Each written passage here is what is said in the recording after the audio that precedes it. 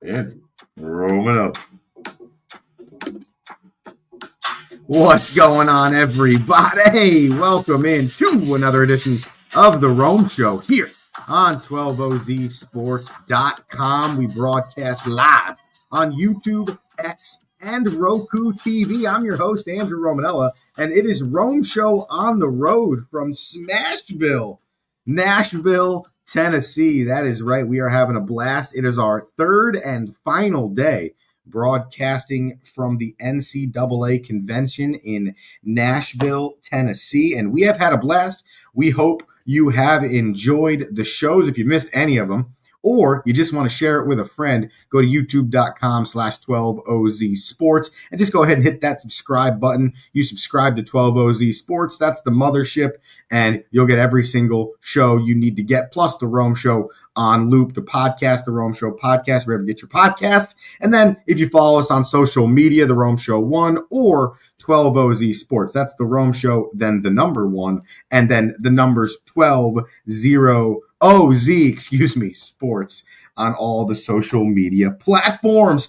I went to a Preds game last night. Got to talk to you about that. Plus, I told you it's Friday, so we will pick our NFC and our AFC divisional round playoff matchups. We have the KC Chiefs versus the Houston Texans on Saturday, and the Detroit Lions versus the Washington Commanders on Saturday evening. And then we have the Buffalo Bills versus the Baltimore Ravens, and the Philadelphia Eagles versus the Los Angeles Rams. Got some news for you all across the sports world: NHL, NBA, MLB. We got to take a second to mourn one of the greatest baseball men of all time, Bob Uecker.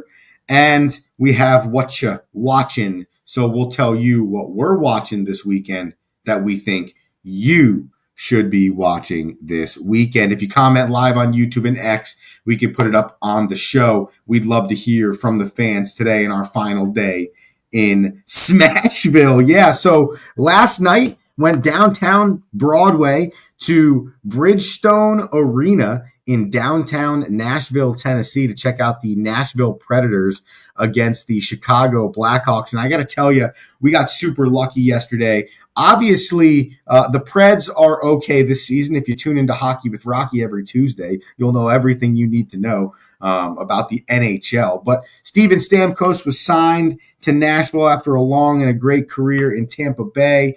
They put together what looks like a pretty talented unit.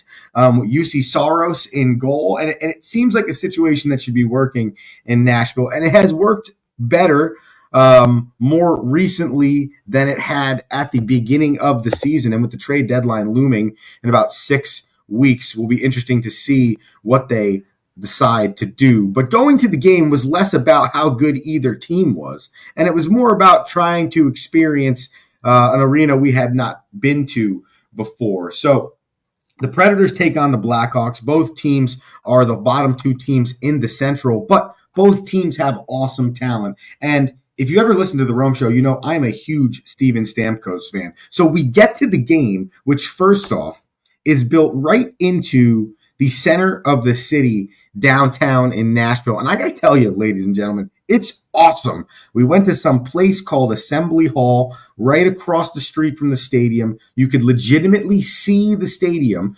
You go inside, and it's like 3 floors of what almost feels like an upscale supermarket, or mall food court. It's like an upscale mall food court with bars, right? It's sick. So it's like combine like Comcast Center in Philly with like your traditional bar, with the food court at the mall, with like the nicest little beer garden you've ever been to, with like T-Mobile Arena in Las Vegas, if you've ever been there. It's like all of it combined. And it is awesome. Oh, man, it's awesome. And you go into the game, so you finish your little time at Assembly Hall, you eat, you drink, you have a merry time. You go across the street into the game, and the experience inside the stadium is phenomenal. So kudos to the Nashville Predators. They have live, I'm sure you're not surprised, live country music during the 2 intermissions. So that's phenomenal. And they do a lot of interactive stuff with the crowd. Just a really awesome experience. And on top of that, you get to see 2 great players. for me, you get the chance to see Stamkos, who I've loved his whole career. But then Connor Bedard for the Chicago Blackhawks, one of the best players in the National Hockey League right now. He will be, I think, who we talk about like McDavid's and Crosby's and Ovechkin's for the next 10, 15 years. So we got a chance to see Stamkos score. We got a chance to see Bedard score. Nashville tied it with 3 minutes left. They won it in a shootout. It was just a really awesome experience. So outside of the honky tonk, outside of Aldean's, and now all the other country singer bars you can go to, thanks Morgan Wallen and co. Outside of all of that, there's an unreal experience here in Nashville, Tennessee. We went to a place called Putt Shack 2 nights ago, where it's an all-indoor, like super interactive mini golf course with a bar. It's awesome. And instead of you playing mini golf to the regular mini golf, you play mini golf with a calculating score that goes up. And it's all very technologically advanced. That was super cool, too. So we have found an awesome experience here in Nashville, sans just the bars that you see on Instagram and Twitter. So highly recommend a Nashville Predators game. Highly recommend a little Putt Shack. We're going to try and get back out here for a Tennessee Titans game. Nissan Stadium's right there downtown as well. Just awesome. But the Titans building a new stadium. So that is my spiel on enjoying your time in what we call now Smashville. Awesome. All right. Love the nickname, and I'm a big nicknames guy. So Smashville it is for me moving forward. All right. I'm going to throw on some music here, even though if it's light in the background and it's not all of our full production, because we're going to go around the world here. And we got some stories for the people that I think they're going to like. Here we roll. All right. Speaking of the National Hockey League, last night, Alexander Ovechkin moved himself 21 goals closer to Wayne Gretzky's all-time number of goals in a career. And not only did Alexander Ovechkin do that, he also broke another record and won the game in overtime for the Washington Capitals. Here's Ovi winning it and getting closer to the all-time record. Alexander Ovechkin, one of, if not the greatest goal scorer of all time. If it's 1A and 1B, it's 1A and 1B. It's that close. You don't come this close to breaking the greatest of all time's record, and you're not considered at least in the conversation of greatest of all time. Alexander Ovechkin continuing to move up the ranks. And by the way, that goal right there was on his 179th goaltender in his career, moving past Jaromir Jagr for number 1 on that list. So Alexander Ovechkin cementing himself in the Mount Rushmore, possibly, of goal scorers in National Hockey League history. We continue forward. We picked this game yesterday, but we thought we'd give you a little info on it because it ended up resulting in a blowout. That's right. The Oklahoma City Thunder had a chance for the first time in 8 days to get a rematch against the Cleveland Cavaliers, arguably the two best teams, at least right now in the regular season, one on the West and one on the East, faced off against each other last night, and the Oklahoma City Thunder slaughtered the Cleveland Cavaliers 134 to 114. The only reason why this game was 20 points at the end instead of like 30 or 40 is because after outscoring the Cavaliers in each quarter by a minimum of 8 points, okay, in each quarter, all right, in the fourth quarter, the Cavs outscored the OKC Thunder by 18. But outside of that, there were points in this game when OKC was up by like 35 points. They were led by Shai Gilgeous-Alexander's 40 on 17 of 26 from the field. Lou Dort also added 22. The big thing for the Thunder here, a lot of bench points, over 35 points off the bench for the Thunder. Big time, and of course, a lot of bench points to be had when you're up by a big lead, but that's important long term. We talk about this with other teams in the league, resting your best players, their legs not getting tired, minutes played, all that good stuff. OKC did it. That was the 18th game in SGA's career that he went over 40 points. So OKC not only gives it for me in the bananas, but does it for themselves and shows the league that, yeah, they should be up there with the Cavs, with the Celtics, with the Thunder. And with this set of teams that's now becoming good in the NBA, I feel the same way I do about most teams. Until you can beat that team that's on the top, which is the Boston Celtics right now, I don't know if I can believe in the Cavs. You know, the OKC Thunder has to get through some really good teams in the Western Conference, even though they are the presumed best team in the Western Conference. You know, what is Houston in the playoffs? Memphis, Denver. Are the Clippers that good? Like, you just have so many teams and so many players throughout the Western Conference that I don't know. So it's awesome, fun stories. I'm an OKC fan by nature, but at the end of the day, I got to see both of these teams prove it in the postseason. So if I get a Cavs versus Thunder NBA Finals, I will be a very happy camper. Sticking in the National Basketball Association, not exactly the same, though, but interesting. Maverick Carter, business associate or business manager, I should say, for the one, the only LeBron James, has been enlisted as an advisor with a group of advisors to raise roughly $5 billion to form an international basketball league. This international basketball league would have 6 men's teams and 6 women's teams, and they would play around the world. There is not an insane amount of information on this basketball league, sans the fact that LeBron James, arguably the most famous NBA player over the last 20 years, his business manager is involved in it. And there's really has not been a challenge league to the NBA since the 70s. So very interesting to see what could happen here with this proposed league.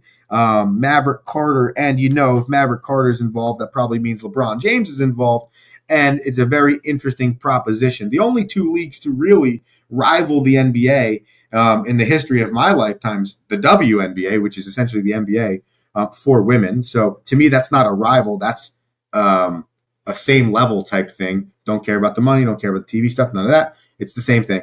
And then recently, on the female side, again, the 3-on-3 women's league, unrivaled. They have the 3-on-3 men's league. It's called the Big Three, I think it is, something like that. But that really never fully took off as much as I think Ice Cube and the gang thought it would.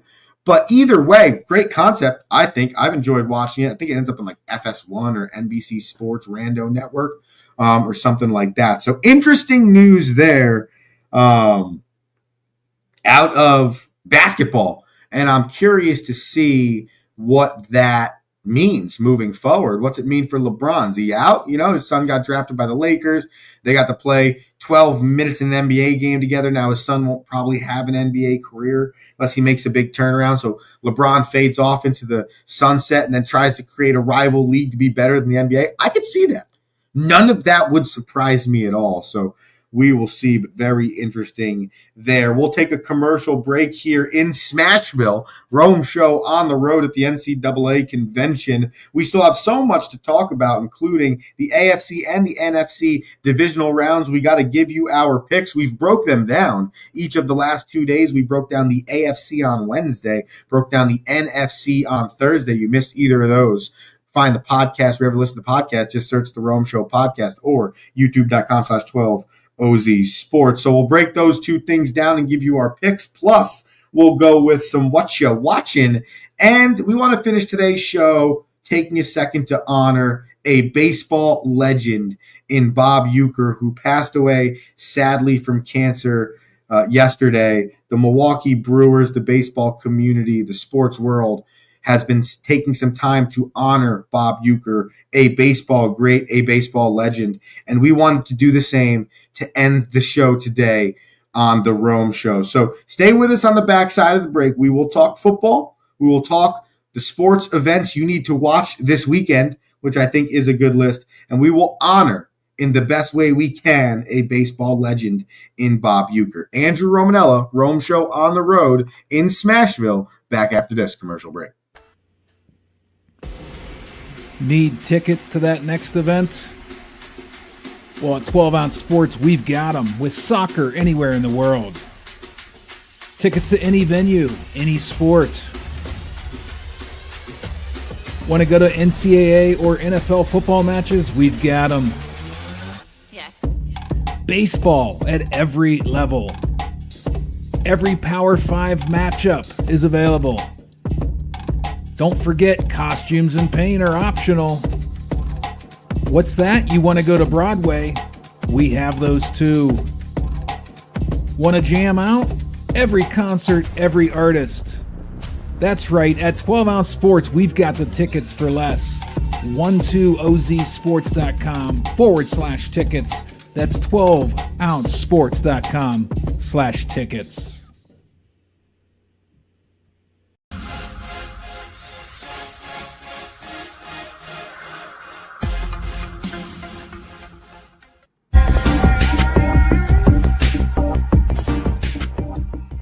Welcome to MyBookie. You're ready to create an account and start making money. And we're here to help. And remember, you can get a bonus of up to $1,000 on your first deposit. Now you're ready to bet. Just go to mybookie.ag, visit the sportsbook, click on your bet, and input the amount you want to risk or win in the bet slip. Yes, it's that easy. Just remember, at MyBookie, you play, you win, you get paid.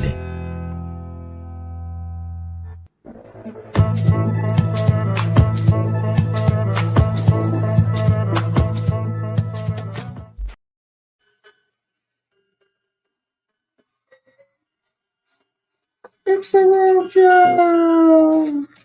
Yeah, the Rome Show. 12ozsports.com.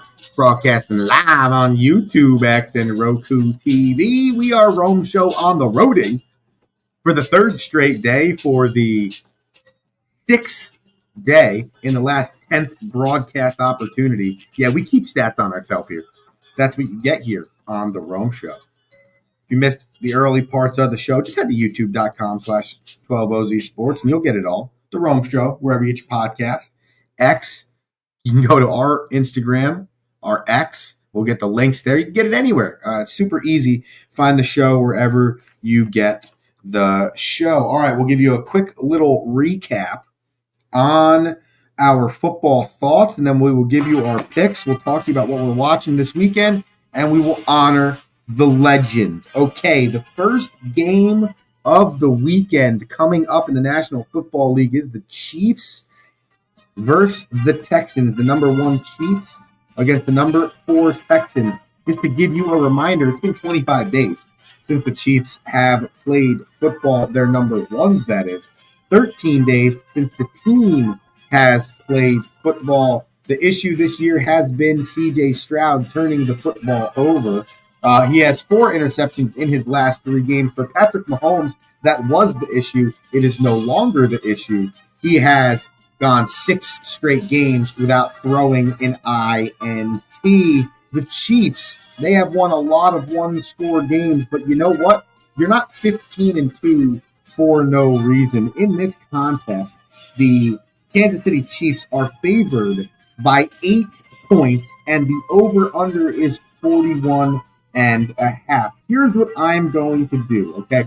I'm going to take the Houston Texans at the +8. It's not that I necessarily fully believe in Houston being able to go into Kansas City and beat the Chiefs. The Texans are 0-5 as a franchise all time in the divisional round. It is more or less because that has been the story for the Kansas City Chiefs all season. I think they're like 13-4 or 14-3 or something wild like that against the spread, like or 3-14, excuse me. Like it is completely the opposite of what it should be for the Chiefs. And I can see them taking some time to warm the engines up. It's supposed to be a high of 15 in this contest, low of 5, real feel of 8. That doesn't favor the Texans, who are a dome team.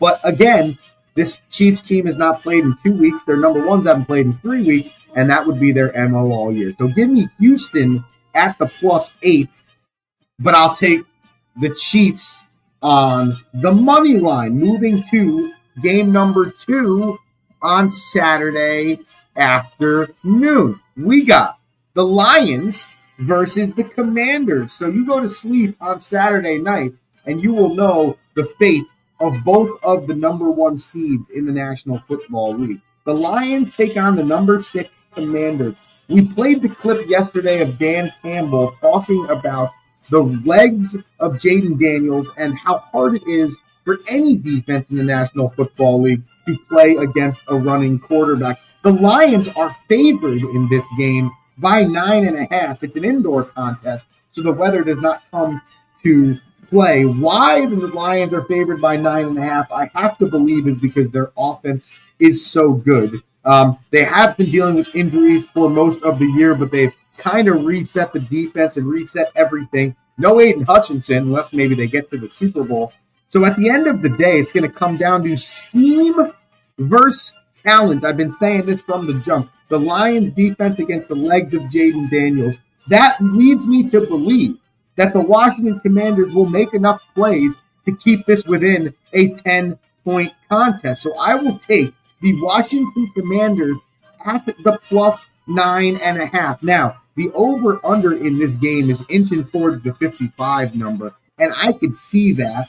It's an indoor game. Weather doesn't become a factor. So a side pick I might have on this day would be this game over the 55. I don't know why I could just see it, but I'm not going to stick that on the banana stamp. I will take Washington at the plus 9.5, but I will choose Detroit to win the contest. So I do have Saturday, the Chiefs and the Lions advancing in the postseason. Okay, we continue forward with Sunday, starting with the Eagles hosting the Los Angeles Rams. Now, we've talked in depth about this contest. We spoke about it yesterday. The Eagles have won the Rams have won 6 of their last 7.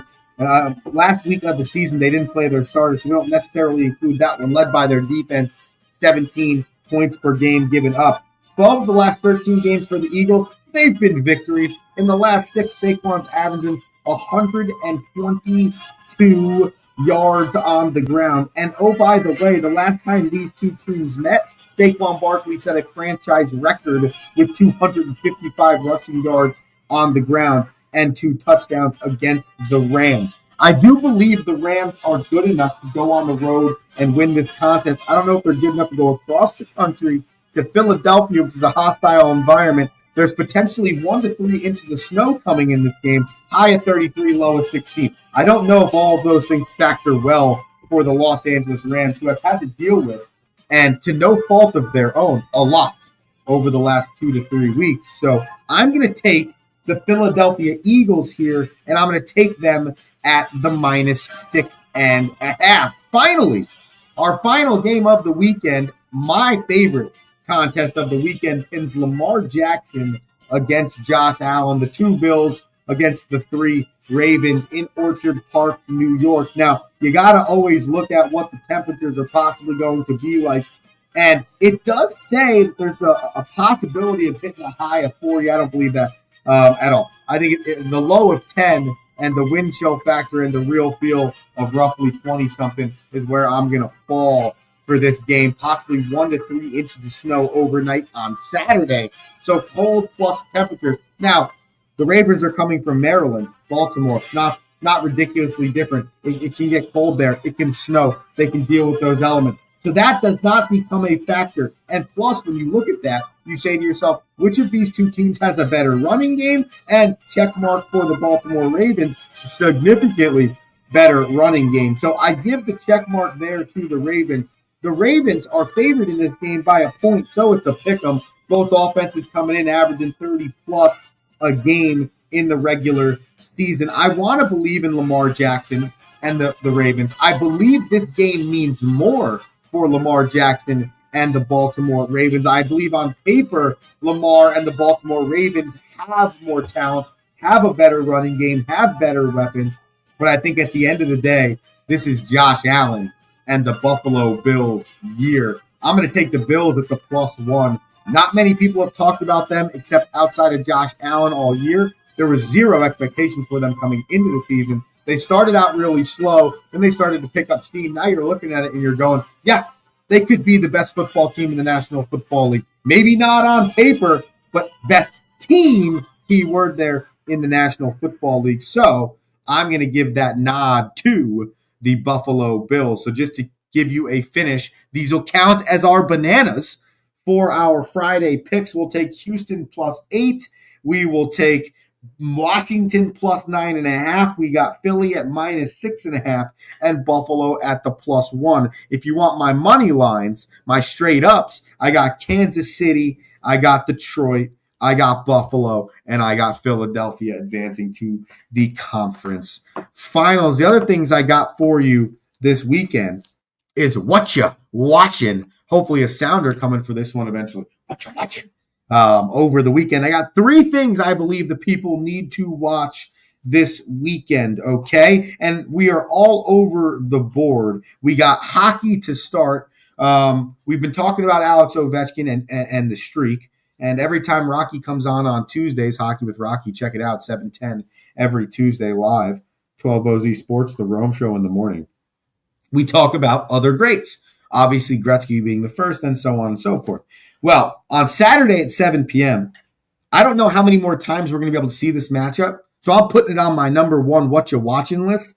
It is the Pittsburgh Penguins against the Washington Capitals. 2 teams, different directions. Capitals 30 wins plus this season. Pittsburgh barely at 20. But you have Alexander Ovechkin against Sid the Kid Crosby. And that's a matchup that is very favorable, very enjoyable. And you don't know how much you're going to get of that for the remainder of their career. So 2 decades worth of history is taking the ice together. 2 future Hall of Famers that, if things continue to trend this way, might retire at the same time and get in the class together. I have no idea, but 2 greats that you don't get a chance to see often together. So take a look at that game. Number 2, what you're watching is college basketball. Let's take it to the hardwood, ladies and gentlemen. Number 4, Alabama against number 8, Kentucky. This is Alabama, that is, the number 1 scoring offense in the nation at 89.5 points per game, against Kentucky, the number 3 scoring offense in the nation at 88.7 points per game. So a top 10 matchup in college basketball, but not just that, a top 5 offensive matchup in college basketball. And as the old adage goes, it is a lot more fun to watch college than the pros because they play more defense. So let's see which one of these 2 teams can play more defense, getting them ready most likely for the NCAA tournament stretch run in March. Get your units. If you want to know what I'm talking about, check out the Rome Show from yesterday. And then finally, I think this one's awesome because you would think it was more fun the opposite way because Cat was returning to Minnesota, but I think DiVincenzo and Randall returning to the Garden is more entertaining for me as a fan. So Friday night, my last and final what you're watching this weekend that I suggest you watch this weekend is the New York Knickerbockers versus the Minnesota Timberwolves at 7:30 p.m. on Friday. Julius Randle and Dante DiVincenzo return to the Garden after being traded for Karl Anthony Towns. The Knicks look really good with this set of humans. Still no bench. I don't understand how we haven't addressed that in 4 years. But again, that's not what we're here to talk about. So I want to see DiVincenzo return to the Garden. I want to see Randle return to the Garden. A lot of good times. Julius Randle, 5 years with the Knicks. DiVincenzo started to make himself somebody that the Knicks fan loved last year and unfortunately didn't get a lot of time there. And we saw that spout in the preseason. So my what you watching's this weekend right there. Pitt at Washington in the NHL Saturday at 7 p.m. Bama at Kentucky Saturday at noon in the college basketball realm. And then Friday night, 7:30 p.m., the New York Knicks versus the Minnesota Timberwolves, in New York. All right. I told everybody we would end today with a quick tribute to the late and the great Bob Uecker, passed away at 90 years old, the longtime voice of the Milwaukee Brewers. He also spent time as an actor, did acting in movies and acting in commercials. Those are some of the clips I'm going to bring you today in honor of Bob Uecker. So first and foremost, I wanted to show you arguably the best intro from a movie, and it beautifully encapsulates who Bob Uecker is. And if you haven't seen that movie, it's one of the greatest movies of all time. Major League, there's like 3 of them. But the original one, the first one, is the best one. And then from that same movie came arguably one of the greatest calls of his career, and it's not even from a regular season Milwaukee Brewers game, but it has to do with Rick Vaughn, and you will hear this and see this a multitude of times across baseball platforms, always. I show you these clips because for me, this was my introduction into who Bob Uecker was. This was my introduction to who this person was. This was my introduction into his wits, his charm, his funniness.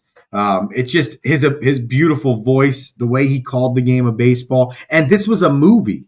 This was not him doing his real job. This was not his Miller Lite commercials. This was not him announcing some of the greatest moments in Milwaukee Brewers history. This was him playing a character in a movie, but he so beautifully depicted himself in that character in the movie. He brought so much greatness to that movie. And as a young kid growing up, loving the game of baseball, you're not going to listen on television to all of these different announcers. We didn't have that ability growing up. I wasn't watching the Milwaukee Brewers live broadcast. I wasn't listening to Bob Uecker. So the Major League franchise was my introduction to Bob Uecker. Then as I got older, started to become somebody that wanted to be on a microphone. Oh my God, that guy's the Milwaukee Brewers announcer. And he has been the greatest, one of the greatest, baseball men of all time, inducted into the National Baseball Hall of Fame in 2003. And I just wanted to take a second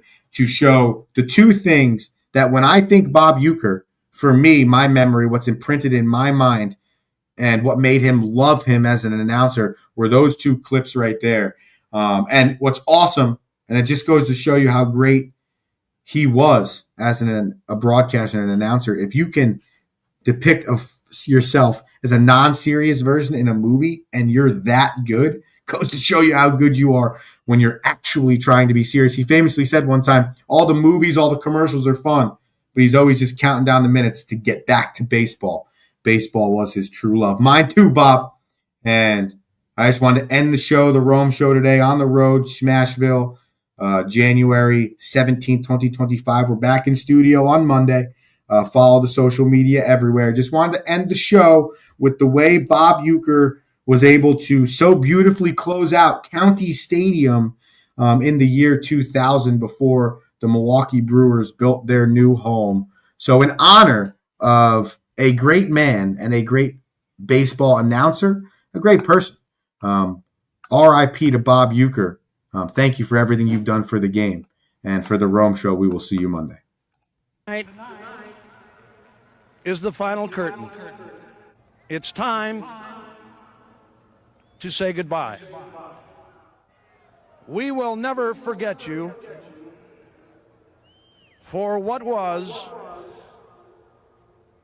will always be. So long, old friend, and good night, everybody.